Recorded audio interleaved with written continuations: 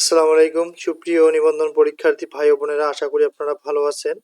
আজ আমরা আলোচনা করব এনটিআরসি এর কার্যালয় অবরুদ্ধ করবে 1 থেকে 12তম নিবন্ধনধারীরা এই ধরনের তথ্য পাওয়া গিয়েছিল, কিন্তু 22 ডিসেম্বর তারা আসলে সেটা করতে পারছে কিনা।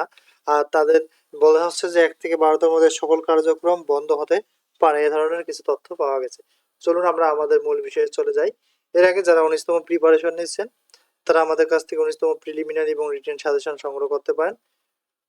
চলুন আমরা মূল বিষয়ে যাই। প্রথম থেকে পঞ্চম গণবিজ্ঞপ্তিতে আবেদনকৃতদের মাধ্যমে শূন্যপদ পূরণ না করা এবং চাকরি থেকে বঞ্চিত করার অভিযোগে বেসরকারি শিক্ষক নিবন্ধন ও প্রত্যয়ন কর্তৃপক্ষের কার্যালয় অবরুদ্ধ করবে 1 থেকে 12তম শিক্ষক নিবন্ধন পরীক্ষায় উত্তীর্ণরা। বিষয়টি নিশ্চিত করে এনটিআরসি এর নিবন্ধিত 1 থেকে 12তম নিয়োগ প্রত্যাশী শিক্ষক পরিষদের প্রধান সমন্বয়ক আমির আসাফ দ্য ডেইলি ক্যাম্পাসকে বলেছিলেন। নিয়োগের নামে আমাদের সাথে তামাশা করেছে এনটিআরসি। বারবার আশ্বাস দেওয়া হলেও আমাদের চাকরি দেওয়া হয়নি। তাই নিবন্ধনধারীরা দাবি আদায়ে আগামীকাল অর্থাৎ যেটা 22 ডিসেম্বর তারা কিন্তু মাঠে নেমেছিল, এনটিআরসি এর সামনে পালন করেছিল। দাবি আদায় না হওয়া পর্যন্ত শিক্ষকরা কার্যালয়ের সামনেই অবস্থান করবে বলে মনে করা হয়েছিল। সংবাদ সম্মেলনে লিখিত বক্তব্যে সংগঠনটির প্রধান সমন্বয়ক জিএম ইয়াসিন ও আমির হাসান বলেন, নিয়োগ দেওয়ার নামে আকাশচুম্বী দুর্নীতির এক বিরল প্রতিষ্ঠান আছে যার নাম এনটিআরসি, যাকে আমরা অবিশ্বাসী, দুর্নীতিগ্রস্ত, গবেষণাধর্মী প্রতিষ্ঠান নামে ডাকি।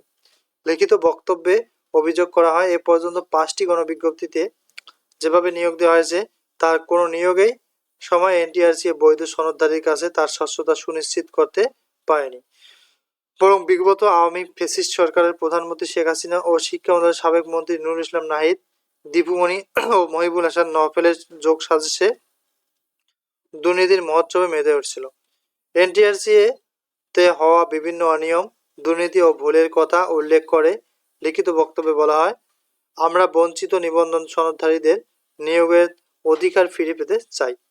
এ লক্ষ্যে আমরা বলতে চাই, সব দুর্নীতি ও স্বজনপ্রীতি এবং অনৈতিকভাবে যেসব বৈষম্য সৃষ্টি করে নিয়োগ দেওয়া হয়েছে তার সুষ্ঠু ও নিরপেক্ষ বিচার বিভাগীয় তদন্ত কমিশন গঠনের মাধ্যমে সব বৈষম্য দূর করে দোষী ব্যক্তিদের দৃষ্টান্তমূলক শাস্তি দিতে হবে এবং 1ম থেকে 12তম বৈধ নিবন্ধন সনদধারীদের অবিলম্বে নিয়োগের সুনিশ্চিত ঘোষণা দিতে হবে।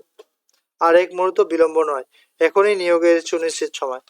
যদিও তারা আসলে এ ধরনের দাবি করেছে, কিন্তু 1 থেকে 12তম সকল কার্যক্রম বন্ধের ঘোষণা মূলত এনটিআরসি এর সদস্যরা বলেছে যে এদের আসলে আর কোনো কাজ হবে না, বরং এদের সার্টিফিকেট অকেজ, সার্টিফিকেটের মেয়াদ শেষ হয়েছে, তাই তাদের আসলে নিয়োগ দেওয়া হচ্ছে না বলে জানা গেছে। Thank you for watching. যদি আমাদের তথ্যগুলো ভালো লাগে অবশ্যই আমাদের চ্যানেলটি সাবস্ক্রাইব করবেন।